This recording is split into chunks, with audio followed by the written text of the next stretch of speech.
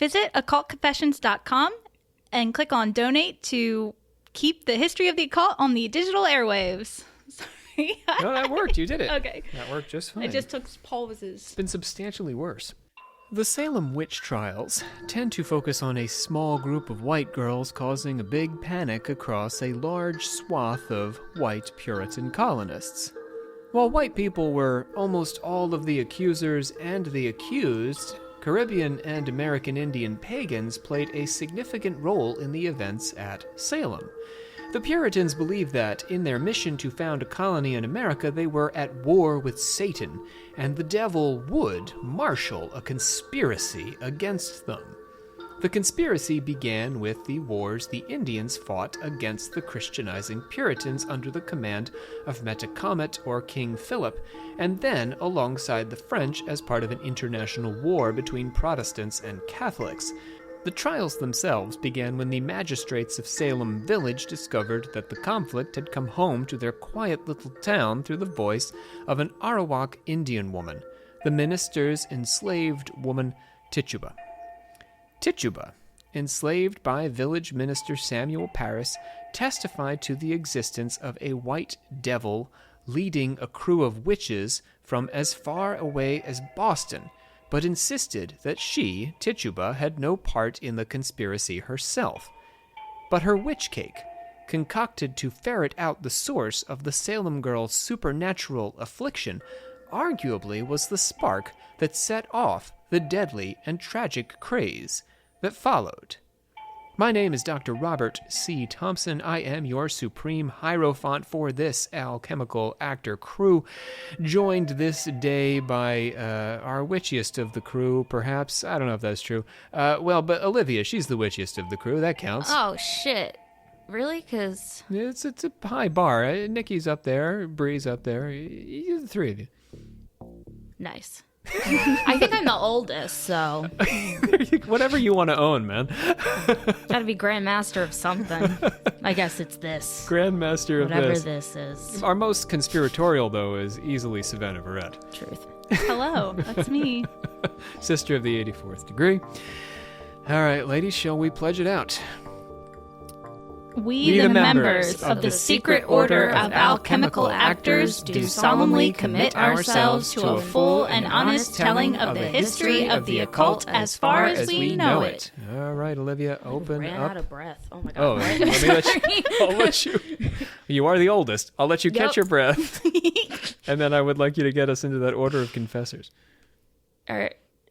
Is this where... Yeah, you make sounds. What have you been having other people do for this? Some people... He's like, make 3 sounds. And yes, any sounds. Make 3 sounds? That's all Well, he it doesn't says. have to be Last 3. time I think I did like a You sang a whole song. Which is, I welcome that. I welcome that again. I would never discourage a song. I'm opening up the Order of Confessors. We're opening up the Order of Confessors. Open it up. The Order of Confessors. And that was like a little Blues Cluesy. I don't know what was going on there. I'll take. They're open. They're open now. It's too late. Mailbox or something. Okay, yeah. Let's thank a few patrons. We want to welcome Patty D, the Pope of Fives, Alex K, Thomas C, and the Flying Bell. I think I called the Flying Ball last time because my computer was too far from me. Or wait. I couldn't see. I missed the letter. I'm still trying to figure out, is Patty separate from the Pope? Oh yeah, Patty D is not the Pope of Fives. Pope of Fives, okay. Yeah, Pope of Fives, separate. Great. Separate I just patron. needed to clarify that it wasn't Pope Patty. We have both a Patty and a Pope. Patty and a Pope. Okay. We want to thank Brad N2M for making a comment on the iTunes. Humorous and entertaining. Great pod, says Brad N2M. And I do want to congratulate our Spotify listeners who have surpassed our iTunes reviews, I think, by many at this point. I asked that question last show, and now we're there. So, way to go, Spotify listeners. iTunes listeners, you could always catch up. I like that you're creating competition. I'm doing what I can here to get them reviews, yes. You just have to hit the stars on Spotify. You can hit the stars on iTunes. We'll take that, too.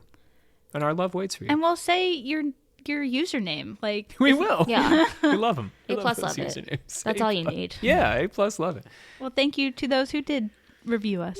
Yeah, Now- thanks, y'all. I'm going to quote Madman now here. It sent us a message. This was a private message, so I don't usually do this, but this was an unusual private message. So Madman says, "Hey guys, just wanted to message you to say I've been enjoying the show. Keep up the good work. Also, I don't know why, but it sounds like you guys go straight to banging as soon as each episode is wrapped up." I had to think about that for a minute, to be honest. When I first read it, I don't know what he meant by banging. I was being an You old start man beating about it. on shit. Yeah, I thought, I was to start Pots and drumming. pans. Yeah, but no, he believes that an orgy erupts immediately following the show. That's tripping into dangerous like cult category, right? Yeah. I will never confirm or deny what happens when we are done. We've been recording a lot though separately That's until true. recently. I we guess, we so. we do the cyber. Nikki's always in Canada. Jacob's in Florida.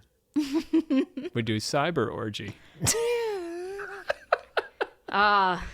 The internet in 2022.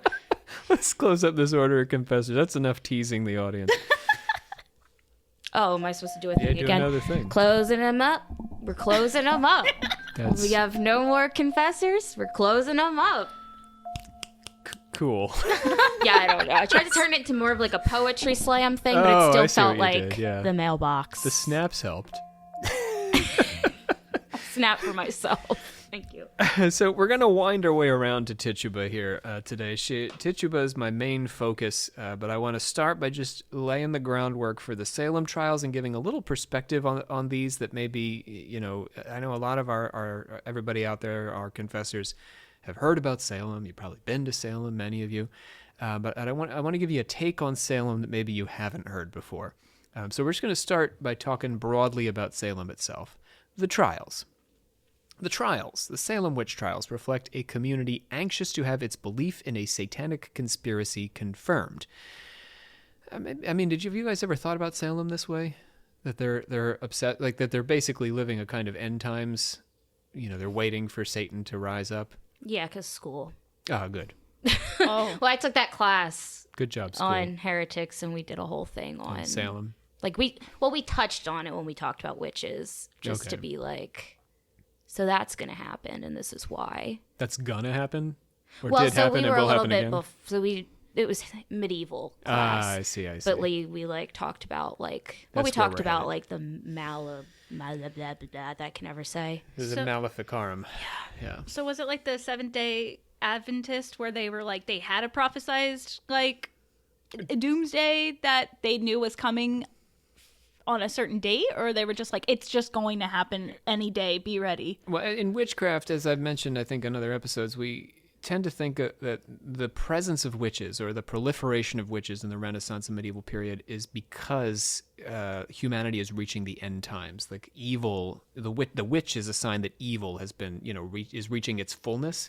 So Jesus is going to come smack it down. Right? I mean, is that what you... Yeah, Covered, sure. yeah. I mean, it's a lot of. I guess I was gonna go the more like book way of being like, well, a lot of people were just writing a lot of shit, and then everyone. just there's a believed lot of it. publication around the subject. Yeah, Yeah. There's a lot of like With end time suggestions to it. right, Yeah. but it was a lot about. I felt like currently, like this is how you identify. This is what it is. The Sabbath. Blah blah blah blah blah. Yeah. I don't know. For Salem, I mean, this is considered to be, by many scholars, a sort of like end point of the witch craze. This is, in part because it's long past when most of the witch trials took place. That's why we like barely talked about it in class. Like she was like, "That's gonna happen," but It's a weird moment. They purposefully... Well, let's get into it. Yeah, Let's not sorry. get ahead of ourselves. So, the trials reflect a community, again, anxious to believe in a satanic conspiracy, that they are the victims of a satanic conspiracy. So this, I think, has resonance for us today. The strange behavior of the girls who claimed to have been bewitched may have sparked the events that followed, but the ground was well and truly laid out for a panic in advance. That's what the case I want to make here. We were already ready for this. Like it was like they were sitting on kindling or gasoline, just waiting for that match. Can I just throw in here real fast? And if this is too much of a tangent, maybe we can save it for later. Is it about gasoline or kindling? No. How accurate do you believe the play is, Arthur Miller's? The Crucible. Yeah. I'm going to argue with it a bit. Okay. What do you think, Olivia? So, okay, here's the thing. I'm kind of a slut for the Crucible. I mean, it's awesome. I actually love the really play. like it too. I think it's well written. Yeah. I remember reading it in middle school, and I was the only kid that was like, this shit is cool. No, Like, I was the same way. did you have to act it out? Yeah, we did. Yeah, and I was the main bitch because no one else gave a fuck. How did I Not know the- that you not would the be the main girl, bitch? But the one on trial, like Proctor. Elizabeth Proctor? Is that her name? I thought you meant that No, you not were the one that Abigail ruined or everybody's whoever. life. No, like- that would be very on brand. Yeah, though. But no. You just tend to play those characters a lot. Yeah, I didn't want to no. make that sound like Olivia's just like out there constantly ruining No, it's people. her I'm a favorite kind of satanic character. 13-year-old at all times. It's who she likes to cosplay as. It's just my Yeah, skin. because that play makes it seem like it was like all that girl's fault, you know? Yeah, not exactly. Yeah, I mean, I figured, but It was basically 5 girls, but People were already blaming their neighbors. yes, and it was because of the environment. And I think Miller was partially making that point because it's, after all, supposed to be about the McCarthy era, and all that. So you can blame McCarthy, but McCarthy's okay. just a symptom of the communist scares, right? So he's talking about the groundwork as well as the individual and how they interact. Yeah. Anyway, a little bit of literary analysis at the top Yeah. of the show. In January 1692, village minister Samuel Parris's Indian slave Tituba reported seeing his 9-year-old daughter Betty and 11-year-old niece Abigail acting strangely. Couldn't be two more innocent-sounding girls. Here comes Betty and Abby. Both were living in the house with the good Reverend Parris. They crawled under chairs, made strange gestures and weird speeches, and made Parris wonder if they might be bewitched.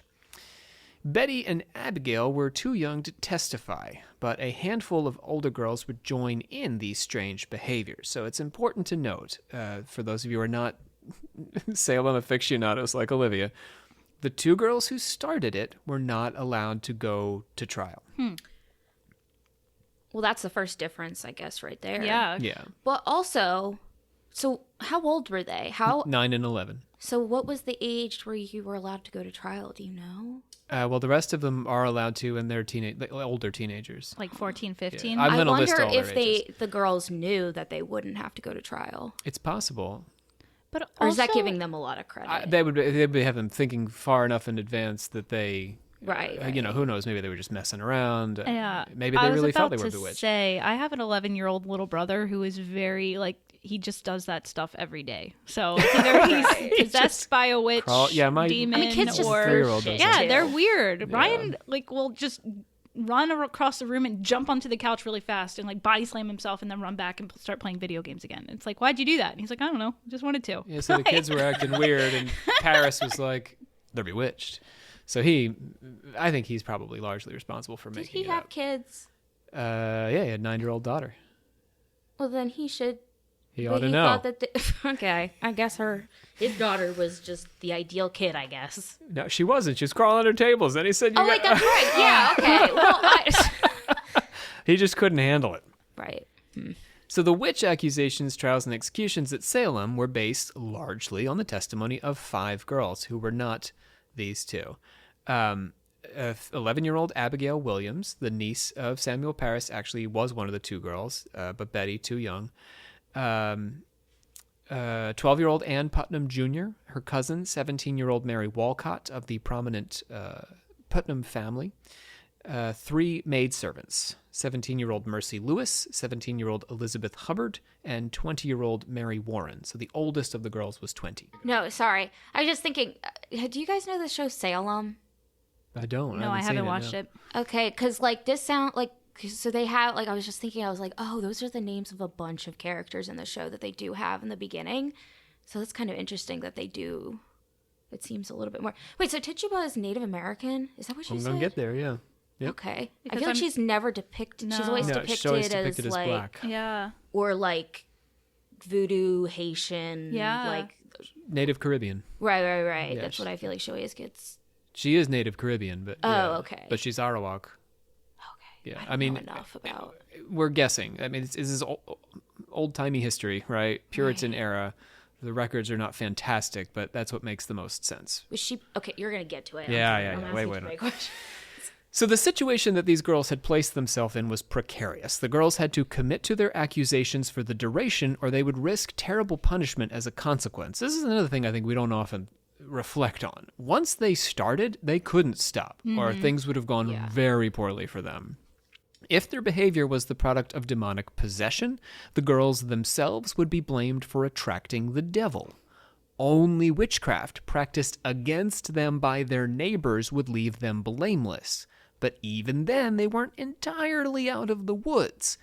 Magistrate John Hathorne indicated that if the girls were acting by design, that is to say, faking it, then they would be guilty of attempted murder for accusing their neighbors of crimes, and they themselves would be put to death as a result. Oh, my God. Okay. Because if you're a witch, they'll kill you. So you can't just say that. No, yeah. Talk about not being able to. Once you lie, you gotta keep lying. Yeah, you're really in. This lie is not just like, it's not kid stuff. The moment they go to trial, it's not kid stuff anymore. The trials also violated a variety of standard protocols, reflecting the magistrates' general lack of interest in proper legal procedure. They were just desperate to believe in this conspiracy, is what I'm trying to say here. The trials were largely pro forma, insofar as they were evidence for a foregone conclusion in the minds of both the magistrates and the villagers, that conclusion being that Salem was under attack by demons. The trials were unusual for many reasons, the first of which was the fact that they were made public, and the girls were allowed to testify together, like the O.J. trial or that whole thing with Johnny Depp. Yeah, this is weird that that's Topical. a public thing. Topical, yeah. Well, if topical if you're listening to it now. Pop culture reference. We Insert know pop culture reference here. We're hip. This might be a weird question, but does Salem stand for anything? Like the name itself, does it mean anything specifically? I have been to Salem, but I do not recall. If you have visited Salem recently, let us know where they got the name for the village. It's a good question. Because now it feels like it means something spooky, but that's because of what happened there. So it would not have before that. No, yeah. So the trials were public, and the girls were allowed to testify together, which is unusual. We don't like obtaining confessions with two people in the room. Proper procedure would have dictated they testify separately to prevent them from colluding or fabricating evidence. If Olivia's just sitting there and I'm like, yeah, there was a devil and it was green. Olivia's like, it was green. Yes, it was a green devil. But, if we were in separate rooms, we could be caught in a lie. Was this testifying like during an actual like court proceeding at this point, or was this like often this in the presence of a in judge? Front of there was some legal a group of was it an audience there? Public. Quote. Okay, yeah, it's public. Yeah, everybody got to come. Did the girls ask for that, or the people? The this magistrate is what was the just magistrates like, wanted. This is what the village wanted. Yeah. Oh. People wanted to see this stuff. Yeah. Okay, that's interesting. Sam Alito was like, bring those cameras in the courtroom. No, I mean, like, did the girls ask to be together during the confession? They may have. They may have gamed that a little bit. I don't know exactly, but they would have wanted to. Yeah, well, no, I feel for like sure. they would have the leverage of if you want any of us to speak. Yeah, you need to let me be with my buddy, or otherwise. Interesting. This testifying together was particularly important under the circumstances because, according to Salem's Code of Laws, 2 witnesses were required to prove the validity of spectral phenomena, and 2 of the 5 often served as those witnesses. So there's extra pressure on them. Because they're saying that they're being haunted by a non-physical entity, and we're going to dig into this a little further, the law says that we need 2 people to verify that. But they're allowing them to do it in the room together. So they're basically really only getting 1 testimony and claiming that it's 2. Oh, okay. Because, like I'm saying, with the blue and the green, Olivia and I can simply follow each other's lead. Yeah. They're not getting 2 separate testimonies and comparing them in order to verify that there is some sort of specter at work here. I use the word specter, for demon. That's what they're really after. But specter because it's not of this world. Spectral evidence.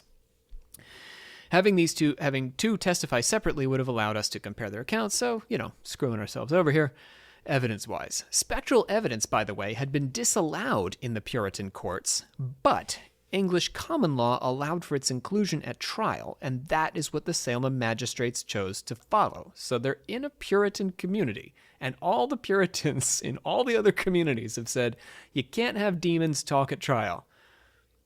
And they're like, no. There's this other law code. We're going to go with that because we have some demons who would like to talk. That's some federal versus state law shit right there. What the hell? So again, spectral evidence for these witchcraft trials. Witchcraft trials tended to be based on physical evidence and not spectral evidence. So let's get into that for a second. The witch's mark on the accused's body was very important at trial. What did that look like? The witch's teat. What? That's all you need to know, Savannah. I think it just made me more or confused. the devil or whoever the fuck would. Yeah, it was a birthmark often, and they would try to insert needles into it, and if you didn't feel pain when the needle was inserted, that would be a sign that it was the devil's mark. But it's like if you watch them do it, so you could be like, "Ow!" It could be the other way around. There's something about inserting needles. Yeah, well, because even medieval, like how the whole which is the sink or float thing. Yeah, that's physical evidence. It was flipped before, but at this point, I think it was it was different. But it used to be flipped because that always confused me in my heretics class. So in some cases you wanted to float, in other cases you wanted to sink? I can't remember. If you were blameless, you would float. If you were blameful, you would sink. This was with the Jews too, though. Yeah. They would do this, but yeah. Okay, so what are we talking about? The merits of physical evidence are certainly subject to a healthy share of doubt, as we're talking about with this floating and sinking. But at Salem, the evidence wasn't physical at all. They didn't even try tossing anybody into a river. People were tried, convicted, and executed based on the behavior of non-physical demons or specters existing in the non-material realm speaking through these girls' mouths. Wait, were there other signs of witches, physical signs of witches? You only said the devil's teat one or whatever. Or the tossing in the river, whether you float or sink. There was I'm sorry, I felt like we skipped a couple bullet points. The Malleus Maleficarum. Thank you. I can never say it. I'll never be able to say it. In that book, there's because I did that game where I had to list a bunch of stuff. Yeah. But it was birthmarks, there's not a lot of physical stuff so much as it could also be the thing the witch does to you. So Olivia could be like, my breast dried up, or I could be like, my penis fell off, and that's physical things that befell us. Oh, okay. Circumstantial that it's connected at all to a certain human being, but we can make that case based on something physical. In this case, it's just these girls saying a demon is inside of them, and it could be something even as simple as you as a girl talk to another person unattended, and that could be sus. It could be you're a girl who has other close girlfriends. That's just it could be do you know what I mean? It could be so many things that aren't things that they just an unusual relationship with your broom. Yeah. So the girls would describe the spectral witches visiting them in the night and torturing them in various ways. So the body didn't come to them, just the spirit. In court, they would claim that their bodies were being manipulated or hurt by the people on trial and then act out their torment. This acting out became the physical evidence that the court used to secure its convictions. So Olivia's like, oh, I am in pain. I hurt. And the court's like, evidence.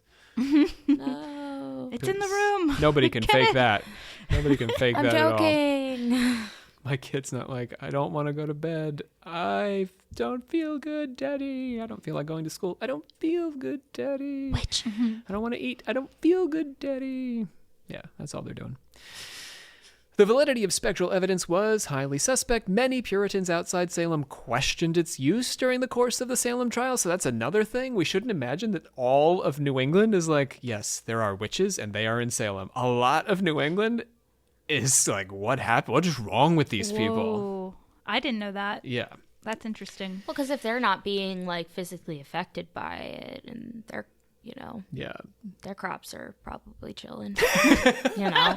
They're They're fine. They're like, they don't got anything to blame. There's a desire among the Puritans to believe in the conspiracy, but there are, of course, people who are skeptical that any of this is valid. And when they look at the trial proceedings, it's not convincing. Mm-hmm. This guy, Thomas Brattle, characterized the Puritan general public's main source of doubt about these accusations when he said that the devil's power could be used to distort the minds of these young accusers, and so testimony without physical evidence must be inadmissible. What can't the devil do? Right? The devil always lies. Amen. The devil always lies. Perhaps the whole affair of accusation, trial, and execution is just the devil's ruse to ruin Salem. True. So the girls could just be lying. He really just said Salem. Right? He's But got the it rest out for of this- Salem. Yeah. One town in fucking Massachusetts. The rest of New England is fine. Like a Stephen King novel. Like, why didn't he pick, like... I was going to say somewhere in the South. It's a tiny town in Why New Maine England? is suddenly at the center Yes. of all this demonic phenomenon. What is that called? Well, there's a lot of other pet cemeteries kind of like that. and- But there's one where it's literally the devil and he like steals one of their kids. Oh. What are you Storm talking of about? the This- Century? No. No. Stephen King? Yeah. Devil steals one of his kids? Yeah, so he's like on a tiny island in Maine and there's like a crazy snowstorm and this dude shows up and he keeps saying, "Give me what I want and I'll go away." And they're like, "What do you want?" And he's like, "I'm the devil and I want one of your kids." And he steals Yeah, them. it's sort of like that. Yeah. It's It's a the cool devil it's a wants cool this story. one town. My dad I know made what me you're watch it when I was talking a about, kid. but I can't think of what it's... It's not Storm of the Century, but it is something along that because I think Storm of the Century is like the one about the boat that sank in the Great Lakes, but but then there's another one, and it has I'm going to look this up after yeah, we're done. it's a really good like TV series movies thing. So it probably wasn't the witches who were tormenting the girls, but the devil himself in Brattle's characterization, so we shouldn't really believe anything they're saying. Martha Corey, who was accused and eventually executed for witchcraft, said that the specters the girls saw were not produced by her, but by the devil. The fact that the devil showed himself in the guise of an innocent person was a way of sowing dissent in the Puritan community and punishing God's elect. So, in other words, for Corey, she was saying, when you thought you saw me torturing you at night, that was the devil, and he made himself look like me, because the devil, as Olivia says, can do whatever he wants. Do all. He can lie That's a in many pretty ways. solid argument, though. If for her being in that position, I feel like that's the Yeah. best argument she could Yeah. have made. Yeah. Tituba does even better than her because she gets away with all this nonsense, or she gets away from all this nonsense, I should say, and we'll get there. But first, we need to stop by King Philip's War. So this is an interesting moment that in the history of America, when the native people rose up against the Puritans. And this provides some context for the idea that there was a satanic conspiracy, or at least that the Puritans came to believe that. So listen to this here. Salem's residents had to take some fairly ambitious steps outside of their legal traditions to conduct their trials, and so they must have been very anxious to believe, despite the weakness of the evidence, that the devil was after them. This suggests an atmosphere of paranoia around Salem at the time of the trials. Why? Why were the Puritans so convinced the devil wanted them? Or the tiny town of Salem? The devil was like, "They have a rad name. I want that town." That name has potential. I see tourism in the future here. I see tourism opportunities. If we can Yes. just get some things It's just going here. spooky enough. So some scholars point to the region's native people to explain this mystery. Why did we get so weed up that we had these bizarre trials? When the Puritans arrived in America, they relied on the Indians to teach them how to cultivate corn, and their relations persisted through the fur trade, as well as fish and lumber, until about 1662. This is our Thanksgiving tradition in the U.S. We like to imagine pilgrims and Indians hanging out together, having a good It's all time, we learn in, like, pre-K. eating Yeah. a turkey. This is just, yeah. Wampum was a recognized form of currency until it was gradually replaced by silver, so you could actually, as a Puritan, trade in Indian currency. Oh. Although the land played a role in the growing divide between Puritans and American Indians, it was by no means the whole picture, fracturing economic relations as well as the fact that Puritans were so humorless and difficult to get along with I love that. that the British, let's remember, the British kicked them off of their islands yeah. I because the forgot about Puritans that. were True. such a bad time. You guys suck. Yeah. And And then Get on a boat. the boat comes over. American Indians are like, "Hey, we'll trade stuff with you guys. You shoot guys stuff, seem we'll fine." take some." And they're like, "Oh, damn, we know why they kicked you out." Yeah, so this contributed to tension between the Puritans and their unintentional hosts in the Americas. The French, for example, had broadly friendly relations with native tribes in the 17th century. I say broadly because, of course, there were complications in the relations between the French and the American Indians, but the Puritans were highly motivated to compel native people to live according to their rules and beliefs, which again is why the British threw them off the island in the first place. I just Googled it. It is Storm of the Century. Oh, Damn. nice. And yeah, it was really good. I probably watched it when I was too young, but my dad really liked it. And I was a little bit afraid. I was like, oh my God, what if that happens to us? Yeah, like if you're going to watch it as a kid, that's the first thing you're going to think. Yeah. It's the first thing my kid would ask. She'd be like, Daddy, could you not give me to the devil? I don't know. Well, they didn't give him some. Well, it was a whole thing. Never mind. They did like a thing with rocks, and it was like if you picked the white rock, he took your kid, and yeah. Oh, so it's like the lottery. It's a Shirley Yeah, Jackson because he was situation. like, I'll make you all walk into the water and die, like drown yourselves if you don't give me the kid. So, Oh. Sick. like Roanoke or whatever. Yeah. We're all over the place today in colonial America. I really like that movie. American Indians would adopt each other into their tribes in order to strengthen their numbers and weaken others' numbers. So this was a tradition between the tribes that this would take place. This is how the native tribes, however, interpreted Puritan attempts to Christianize them as an intentional effort to weaken their ranks and strengthen the Puritan tribal rank. You see? Mm-hmm. So they're like, hey, you want to be a Christian? And they're like, no, we're not going to get behind that hole. We're mightier than you. Some of the smaller, fractured tribal groups, however, embraced Christianity as a way to curry favor with the whites, but others rejected it. Indian leaders who resisted Christianity included Philip, Ninigret, and Uncas, and they said that it was good for the white man, but not so good for them. I know that's right. So they weren't like, you gotta not be Puritans. They were like, if that's what you get off on, fine, but we're over here, you're over there, meet us in the middle, we'll trade for furs and stuff, but other than that, rather not get too close to this whole thing. Philip, who had adopted the English name but also went by his birth name Metacomet, was the son of Massasoit. Massasoit, along with Squanto, had originally struck an alliance with the Mayflower colonists when they arrived in Plymouth. But under Metacomet's reign, the colonists cut off trade with the Wampanoag and arrested Metacom's brother, Wamsuta. Metacomet, they went by both names. They went by a lot of names. Philip, Metacomet. So they arrested his brother for selling land to the colonist Roger Williams. So this is a bit of complicated maneuverings going on between, but needless to say, relations are breaking down. The native convert to Christianity, John Sassamon, who had graduated from Harvard College and served as a translator mediating between the colonists and the Indians, warned the colonists that Metacomet was massing an army against them.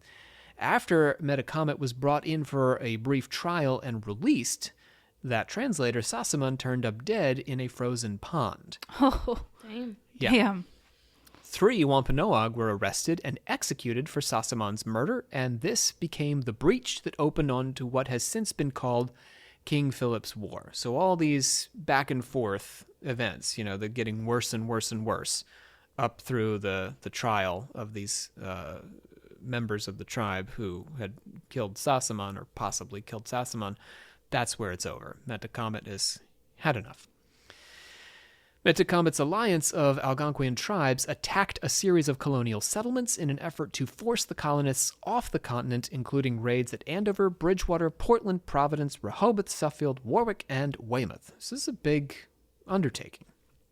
The war lasted for 3 years, from 1675 to 1678, and ended with when Philip was killed by a militia in Mount Hope in Rhode Island. A tenth, I can say this one more time, of the colonists' male fighting force died in the conflict. Wow. And they were already dying of a variety of other things. So Jesus. the Indians, however, suffered greater losses, with a couple thousand dying during the conflict and hundreds more executed after the war. Beginning in 1688, native tribes aligned with the French against the English colonists during King William's War, named for William of Orange, the Protestant king who, along with Mary II, deposed the Catholic James II. War against Catholic France stretched into the colonies, with Indians raiding New England towns and forcing refugees to flee the land. So with France and England, it's really Protestant v. Catholic, and that's a war that's taking place internationally. What happens in America is that the Indians say, well, the English suck, so we're going to go with the French, and that's how they end up becoming involved and siding with the Catholic side of the Protestant v. Catholic struggle. So both King William's War and King Philip's War led English refugees to move to Essex County, which is where the Salem trials took place. So let's imagine Salem as a tiny community that has a lot of refugees. Refugees who are a little bitter about the native involvement in the conflicts that have compelled them to move to Salem. You got me? Mm-hmm. Whether or not fear of the Indians led to the trials, the native tribes' active resistance to Christianization and colonization suggested that the devil was at war with the Puritans. So they're coming over and being like, you want to wear a buckle hat and not have sex and not enjoy things? And the Indians are like, nope. And they're like, that's the devil made him say that right there. Because I just offered him pretty much the best situation. Right. Also, by the way, if you convert, you still might not go to heaven because, we're all sinners in the hands of an angry God. And the Indian's like, no, thank you. I would not like that. The devil. That was the devil. Cool. The Puritans believed that their destiny was to establish a Puritan paradise and that Satan was actively conspiring to prevent them from achieving their goal. Every time an American Indian said no to the buckle hat. Man, Satan is a busy dude. He is very busy and very focused Never sleeps. on America. That's what they say. I love it. Various misfortunes in the colonies were blamed on the devil, and they sometimes interpreted their conflicts with the pagan Indians, Puritans that is, as having been inspired by the Prince of Darkness. At Martha Corey's examination, the lady who said, that's not the devil, that is the devil, that's not me coming to you, it's the devil.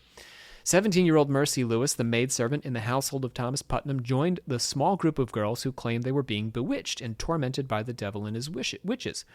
Lewis had fled from Falmouth, now Portland, Maine, when it was destroyed by Indian attacks during King Philip's War in 1676. Among the horrors Lewis must have seen of the war, she may have witnessed the killing of her own grandparents. The scholar Mary Beth Norton speculates that Lewis may have seen Salem's witches as part of a grander conspiracy, including the Indian raids that drove her and her family from Maine. While Lewis provides a direct connection between the Indian Wars and Salem, another woman was responsible for extending the satanic conspiracy onto the Salem villagers' doorstep. That woman, of course, was Tituba. So you got me so far? So Mercy, or is that her name? Mercy Lewis? Mm-hmm. She was literally involved in Indian raids. So she comes to Salem having all these complex opinions, let's say, about the nature of the devil and the conflict with native people. And these are all quietly bubbling underneath of the trial. We don't hear them explicitly necessarily, but they're there. Let's talk a little bit about Sam Parris before we get to Tituba. So 2 enslaved black women were actually accused of witchcraft by the Salem girls. Candy, a native of Barbados, was asked about using rags, cheese, grass, and a knotted handkerchief to bewitch her victims. I actually think that's where they say Tituba's from in the Crucible. Barbados? Barbados. They're confusing you're her totally with right. Candy. Yeah, she talks about flying back there or something like that. Totally right. That's I interesting. mean, she was an Arawak woman, so I guess it's but they may be he may have combined Tituba with Candy. Wait, what is she again? Can you explain that? Like, where is? Barbados? No. Let's get the history of what is it? Barbados. Arawak. Where would they be normally? It's the Caribbean. Okay. Yeah, native people of the Caribbean. Okay. Yeah. When the magistrates experimented with burning and submerging the rag, the girls responded as if scalded and drowned. So sort of like what we call a voodoo doll. So the white rag was bewitched to do things to them. Although she confessed, Candy that is, to having been made a witch by her enslaver, she was eventually found not guilty and released. Mary Black was a slave to Nathaniel Putnam and accused of witchcraft. Black denied it and was jailed but never put on trial. The trials were cut off after a certain point. It just went too far. So she managed to, I guess, hold out long enough. The minister Samuel Parris's slave Tituba played a much larger role in the tragedy. Parris had brought Tituba and her husband John Indian from Boston and then Salem. Although they're often described as African or half African, it's more likely that they were both American Indians, specifically Caribbean Arawaks, especially since the records only ever identify them as Indians. So that's an important point. Oh, yeah. Yeah. Mary Black and Candy, however, were described as Negroes, a term never applied to Tituba. So it's not like they were just calling all black people Indian. They specifically differentiated between the black Caribbean Candy, a Caribbean islander, Candy, and these Arawak people who were Indian, all from the Caribbean. They came to Boston by way of Barbados, so actually he's right. When Tituba was between 13 and 18, and she was no older than 30 when the witch trials took place. Parris was fully invested in the notion of a satanic conspiracy and beat Tituba to get her to confess to witchcraft. Terrible way to elicit a confession, as we've said many times. It's likely that much of what the magistrates drew out of Tituba in court can actually be traced back to Parris. So they weren't beating her in court, but this man had beat her, and the threat of him lingered. Parris arrived as the first full-time minister of Salem Village. It was meant to be a lifetime appointment, which put particularly high stakes on his ministry. It was possible to remove a minister, and the village had removed ministers in the past, but the commitment to Parris was much stronger than previous clergy, so they really liked this guy. Parris distinguished between the clean, full members of his church and the unclean non-members. Now, this is a little strange. There are members of the church, and there are non-members. In a Puritan community, you could be a non-member, but still be in the church. This is because it was common for residents of a community to attend church without being a full member. In fact, there were many in Salem Village, roughly 140 adults, which amounts to 70% of the village's men and women who were not full members of the Salem Village Church. But what does that mean? Like, they just go to church only on Sundays, and then the rest of the time they're like, whatever? Less work to do. Yeah, I don't know. It's about committing yourself and, making that commitment specifically to the church and to the belief system. It's like people that just go to church on holidays. Easter, Christmas, done. Except Sunday, we go every Sunday, but yes. Oh, yeah. I know, I'm saying like... Nowadays. Yes. Conflict began when Parris and the church brethren decided to restrict access to baptism to full members only. Because the majority of adults in Salem Village were not members of any church or were only halfway members, most were now prevented from having their children baptized unless they submitted to a public confession of faith and became full members. Parris poked at this simmering tension by calling out non-members in church services to goad them into joining. "Hey, I see you're not a member yet, Savannah," he would say in the middle of his sermon. "Just occurred to me. Let me go back to the brimstone. Satan will find you in the weirdest Savannah. You're not a member. Where was I? Satan has a special place for you." You, Savannah. Yeah. In this way, the village church set itself on a course opposite that of the church in Salem town, which was far more tolerant and inclusive, and had long adapted what was called the halfway covenant in service of enlarging the congregation. So you could sort of like half commit. In a Puritan town? Yeah, so you're sort of like, it's like an open relationship with the church. Oh, I was just thinking it's how I'm still undecided on my political party because that's you. I don't want to choose. You're an independent. No, not even. You're a half member. I won't even pick independent. Oh, you pick nothing. I'm just undecided. No, you're the halfway covenant. You're like, yeah, I'll generally vote Democrat, but I reserve the right to vote Republican if things go a little too far. As non-members began to push back against Parris, who was, again, humiliating them in church, Savannah, and keeping their babies from entering the kingdom of heaven, right? Because he wouldn't baptize them. Yeah, wow. Yeah. Monster. I guess maybe that's now. All babies go to heaven, right? Because babies are pure. Nobody's going to heaven. You're Puritan. Right. I'm just saying now. It's like one guy. I thought you still had to get baptized. It helps. You got to purge that original sin, but for a Puritan, I'm it's talking only about like some Methodist church shit. They're pretty lax. if you go to a village of Puritans and be like, "Who's going to heaven?" They'll be like, Joe's looking pretty good for it. I think of us, it's probably Joe. That's it. One guy. Good for Joe. No babies. No babies. that baby cries too much. A little too anxious for the breast. Anyhow, Parris became convinced that the devil was to blame for all these people getting mad at him for not baptizing their babies and yelling at them in church. So, I would hate to be this guy's wife. Yeah, right? Oh my god. Just like, can you take out the trash, please? The devil! the devil! I can't. So not only do we have this Indian situation where they're like, you don't want the buckle hat, the devil. Now Savannah's like, hey, the way you talk to me in church was not cool. The devil, he says. So we're constantly accusing people of being and or knowing the devil. When the girls in his own house then began to experience symptoms of satanic possession or witchcraft, he immediately diagnosed this as God punishing the village by sending his demons to afflict the girls. So he believed people were out to get him anyway. He was paranoid. Wait, he said God sent the demons? Well, because the devil can do nothing without God's permission. What? Yeah, that's true. Hold on. This is some That's good theology right Puritan. there. This is some old shit. This Yeah. isn't like...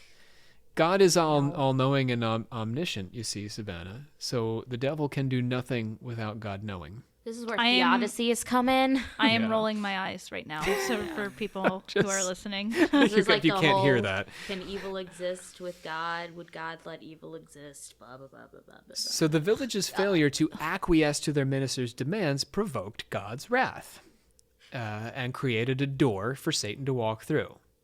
They angered God. God said, get down there. Yeah, the devil was fine with it. He loves it when people yell at each other in church. But God was like, no. You go clean that up, devil. What? God, Dad. This is just, I Fuck you, Dad. That is Lucifer in a nutshell. Dad, I don't wanna. The devil's masses held at Parris's house and outside the church threatened to uproot the Puritan faith and replace it with the ministry of Satan, don't. Hell yeah, dude. which was Ozzy's first name for the band until he came up with Black Sabbath. On to Tituba, my friends. Is that a real tidbit? No. Somebody out there, though, is definitely writing that down. They're Googling right now. Ministry of Satan. Oh, no, it isn't taken. Okay. Let's talk about Tituba. I promised you Tituba. Let's do it.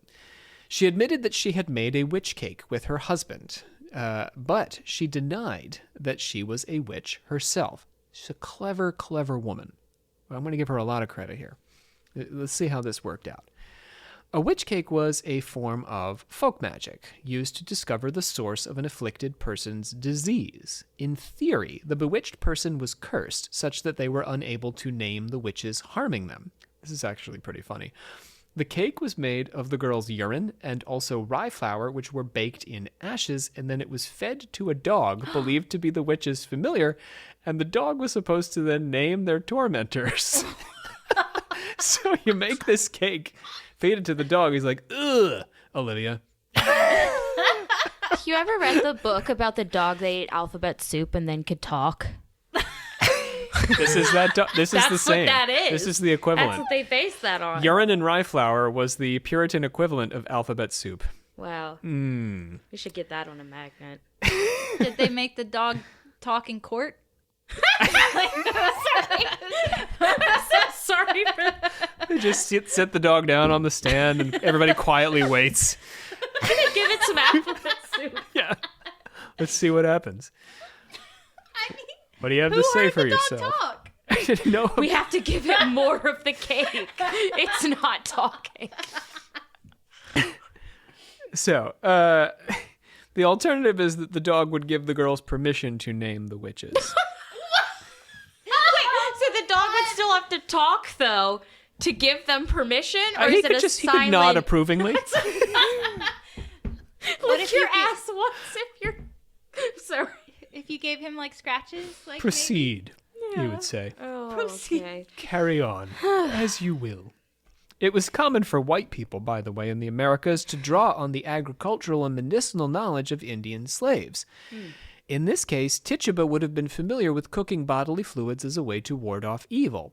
But this is interesting. The witch cake itself came from English folk tradition, not from the Caribbean.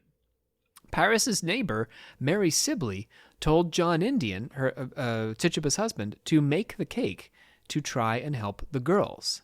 So this is just a white lady, their neighbor. So John Indian is like, man, these girls are in bad shape. What should we do? And Mary's like, hey, make this cake.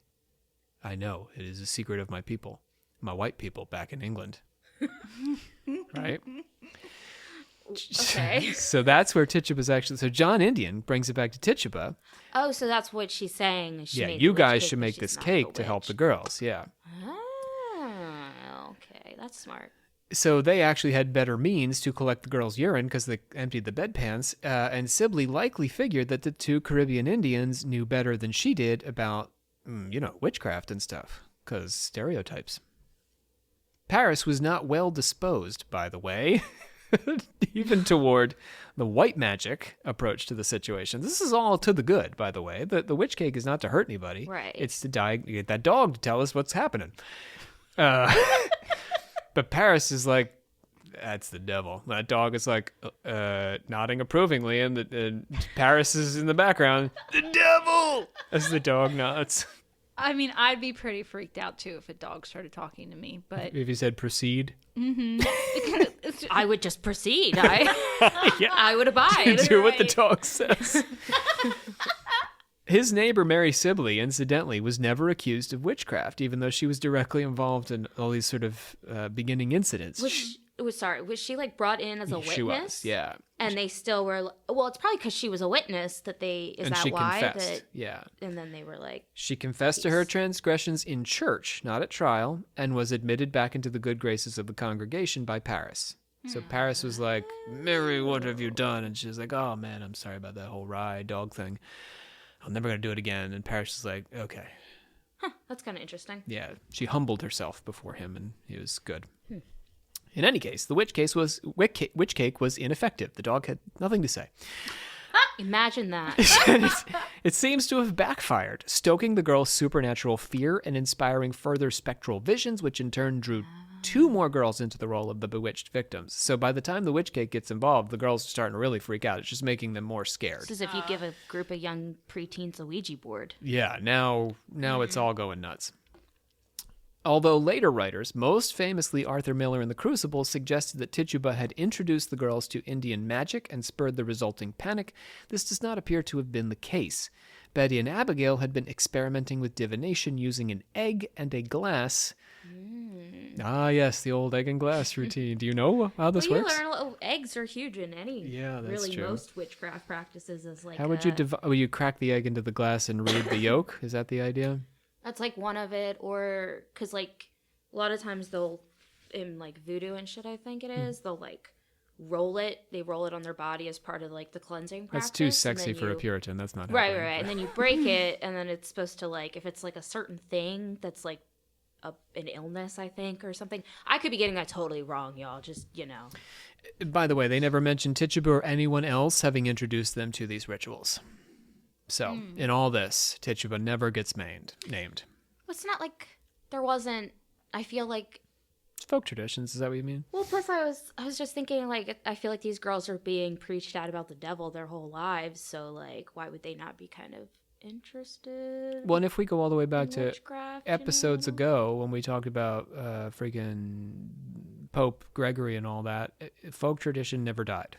It just carries on and on and on. So this egg stuff may just be folk tradition. Yeah. That they're carrying with them, and like you're saying, they're very nervous about it, but they want to play with it. Like we all want to play with a match at one point, even though we're not supposed to. Well, even Elizabeth Bathory, like most of the stuff that people were like, that's super fucking weird, and you're doing witchcraft was just stuff that from her like hometown was like folk stuff. Normal stuff. Normal egg and glass things. Yeah.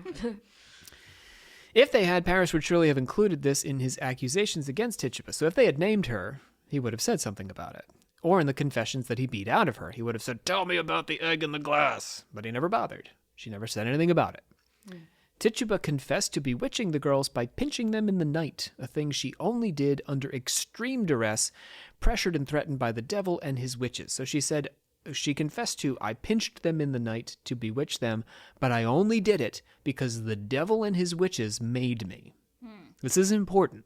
She identified the devil as a man dressed all in black, with white hair, who asked her repeatedly to sign his book. Significantly, Tituba saw this man as a white rather than black or Indian man. Oh, no, that's fucking right. Right?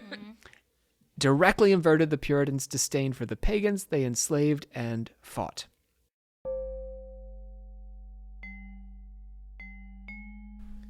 Okay, so at this point I want to do a bit of the court transcript from Tituba, her testimony.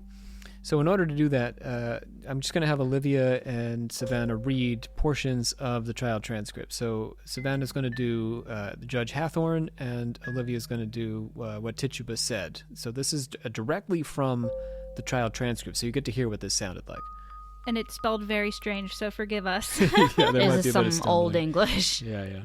I already started. What familiarity have you with the devil, or with it you converse with at all? Tell the truth who it is that hurts them. The devil, for aught I know. What appearance, or how doth he appear when he hurts them? With what shape, or what is he like that hurts them? Like a man. I think yesterday, I being in the Lento chamber, I saw a thing like a man that told me serve him, and I told him no, I would not do such a thing. She charges Goody Osborne and Sarah Good as those who hurt the children, and would have had here done it. She saith she had seen hath four. Do you want to interrupt? Yeah. So what Olivia's saying here, I think, is a paraphrase that the court transcriber wrote. So you can hear Tituba switch to the third person. And I think that's the transcriber paraphrasing what Tituba was saying, and then she'll toggle back to the first person. Yeah, okay, I'm going to swing back a little then. She charges Goody Osborne and Sarah Good as those who hurt the children and would have had here done it. She saith she had seen four, two of which she knew not. She saw them last night as she was watching the room. They told me hurt the children and would have had gone to Boston. There was 5 of them with the man. They told me if it would not go and hurt them, then they would do so to me. At first I did agree with them, but afterward I told them I do so no more. What did this man say to you when he took hold of you? He say go into the other into the other room and see the children and do hurt them and pinch them, and then I went in and I would not hurt them a good while. I would not hurt Betty. I loved Betty, but they hailed me and make me pinch Betty, and then next Abigail, and then I went away altogether and I pinched them. And what book did he bring? A great or little book? He did not show it me, nor would not, but he had it in his pocket. Did not he make you write your name? Yes, once I made a mark in the book and made it with red like blood. Did he get it out of your body? He said he must get it out the next time he come again. He gave me a pin, tied a stick to it, or to do it with, but he did not let me bleed with it as yet, but intended another time when he come again. Cool.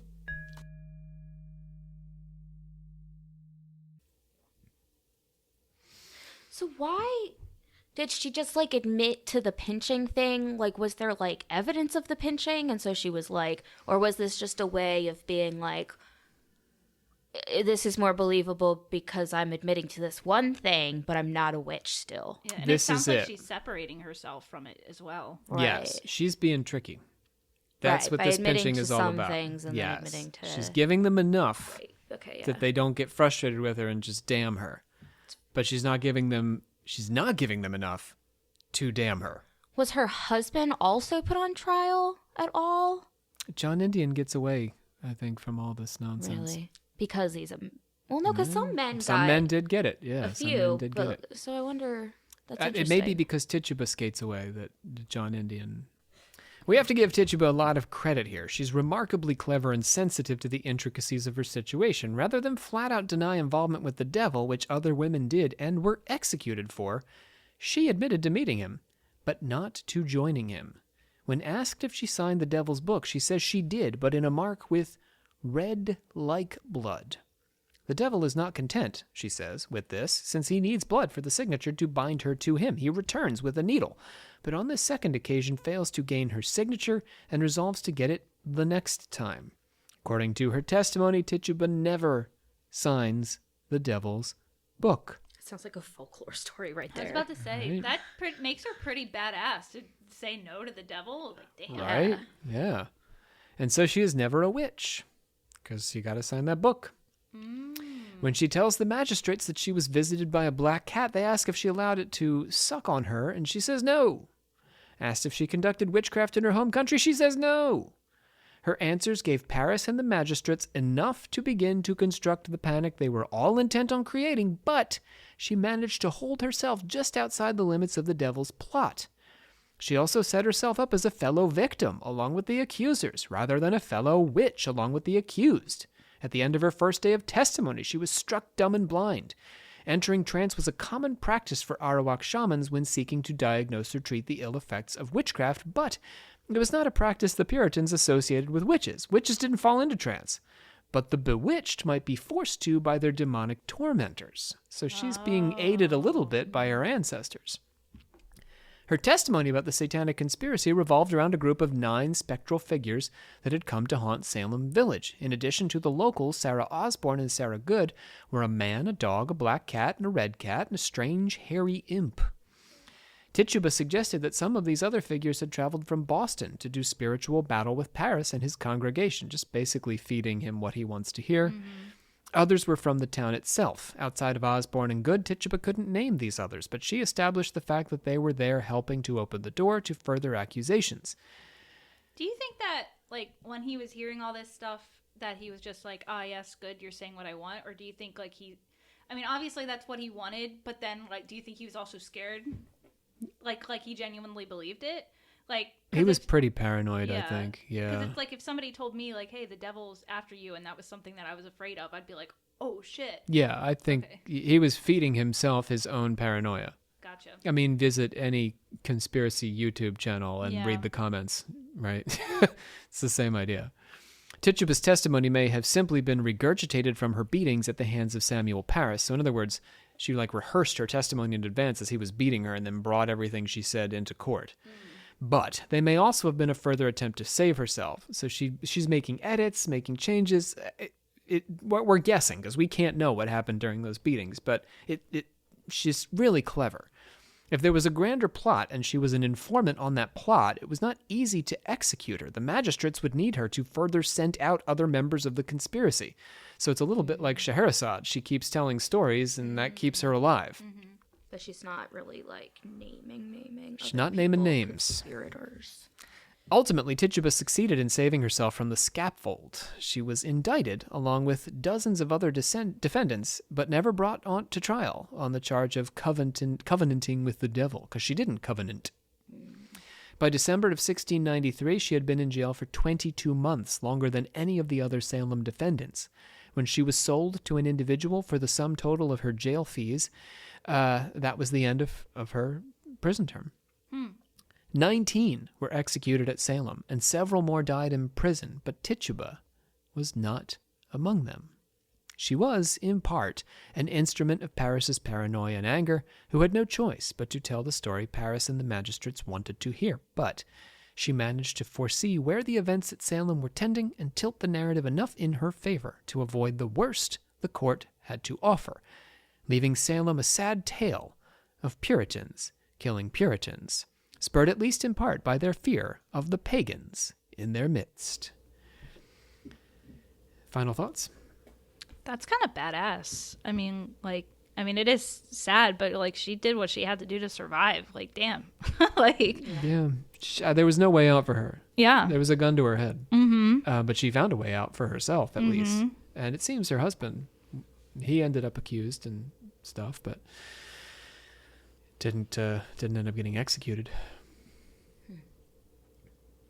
Our sources today are Benjamin C. Ray's Satan in Salem, The Witch Hunt Crisis of 1692, George William Ellis, King Philip's War, and the University of Virginia's Salem Witch Trials Documentary Archive, which I highly recommend if you're interested in these things and don't mind reading old-timey language. Elaine G. Breslau's Tituba's Confession, The Multicultural Dimensions of the 1692 Salem Witch Hunt is in Ethnohistory, also recommended to you from summer of 97. All right, let's bring us home, Olivia. Sorry, I was just thinking there should be like a Tituba movie. There Yeah. should be. Yeah, there should be.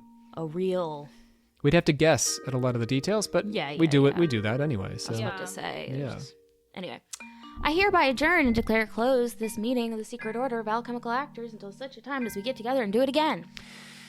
My name is Dr. Robert C. Thompson, your Supreme Hierophant, here with our sister of the 84th degree, Savannah Verrett. Goodbye. Thanks for listening. Grand Master of the Order, Olivia Littoral. Witches are real. I don't know. Yup. I am. You heard it here. I am a witch. We conclude our series on pagans and persecution with the Pagan Saints of Mexico, which will be our final episode in the series. I just want to close with a note for our listeners. If you find anything inaccurate in our episodes, I encourage you to go ahead and send us a message. We do our very best to get everything right. But should you find anything that was wrong, we will correct it. We will very gladly correct it in subsequent episodes. Sometimes we even go back and re-record some stuff. But please, just let us know. We're just people learning. We're just all learners. Living and learning. Doing the journey here on Occult Confessions.